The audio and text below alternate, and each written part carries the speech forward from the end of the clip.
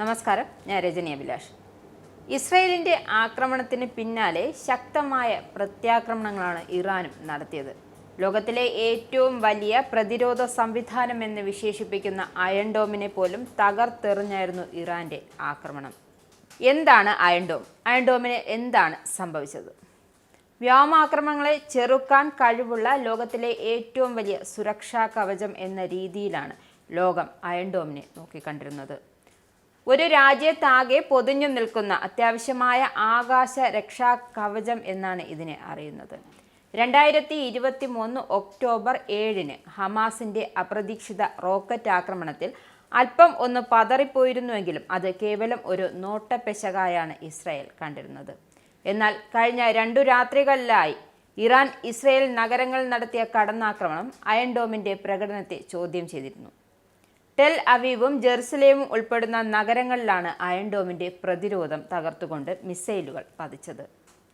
ശത്രുവിന്റെ റോക്കറ്റും മിസൈലും ആകാശത്ത് വെച്ച് തന്നെ തകർക്കാൻ കഴിയുന്ന നിയന്ത്രിത മിസൈൽ വേഗ സംവിധാനമാണ് ഇസ്രയേൽ പ്രവർത്തനക്ഷമമാകുന്നത് 2011 അതിനു 5 വർഷം മുമ്പാണ് 2006 സമ്മർ വാർ എന്നറിയപ്പെടുന്ന യുദ്ധത്തിൽ ഹിസ്ബുള്ള ഇസ്രായേലിലേക്ക് 4000-ഓളം റോക്കറ്റുകൾ വിക്ഷേപിച്ചിരുന്നു.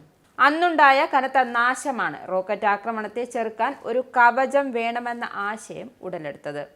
ഈ ആശയം ഇസ്രായേലി ഗവേഷകർക്ക് നൽകുകയായിരുന്നു. തുടർന്നാണ് ഇത്തരം ഒരു സുരക്ഷാ കവചത്തിന് രൂപം നൽകിയത്. ഇനി ഇതിന്റെ പ്രവർത്തനം എങ്ങനെയാണെന്നറിയാം. സദാ ജാഗരൂകരായിരിക്കുന്ന ഒരു റഡാർ സംവിധാനം, ഇതാണ് അയൺ ഡോമിന്റെ നട്ടെല്ല് എന്ന് പറയാം. ശത്രു രാജ്യങ്ങൾ വിക്ഷേപിക്കുന്ന ഡ്രോണും റോക്കറ്റും ആകാശ അതിർത്തിയിലെത്തിയാൽ അപ്പോൾ തന്നെ ഈ റഡാർ സംവിധാനം അത് തിരിച്ചറിയും. ആ വിവരം കൺട്രോൾ സിസ്റ്റത്തിലേക്ക് ഉടൻ തന്നെ കൈമാറും.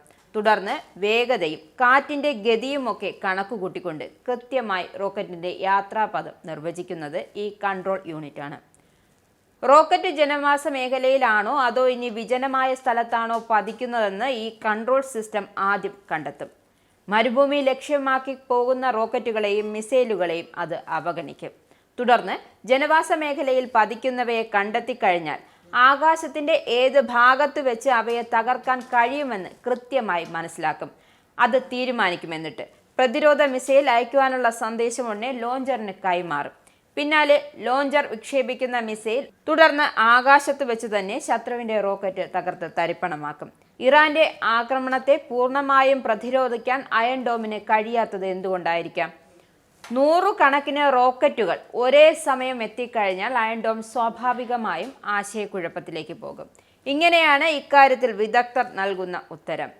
എന്നാൽ ഈ പോരായ്മ ഇസ്രയേൽ നേരത്തെ തന്നെ തിരിച്ചറിയുന്നു. കഴിഞ്ഞ ദിവസം ഇറാൻ മിനിറ്റുകൾക്കകം 100 കണക്കിന് റോക്കറ്റുകളാണ് വിക്ഷേപിച്ചത്. മിക്കവയും ഡോം തകർത്തെങ്കിലും കൂട്ടപ്പൊരിച്ചിൽ അയൺ ഡോമിന്റെ കുഴക്കിയ ചിലതുണ്ട്. അവ ഇറാൻ ലക്ഷ്യം വെച്ച ഇസ്രയേലിന്റെ നഗരങ്ങളിലേക്ക് പതിക്കുകയായിരുന്നു.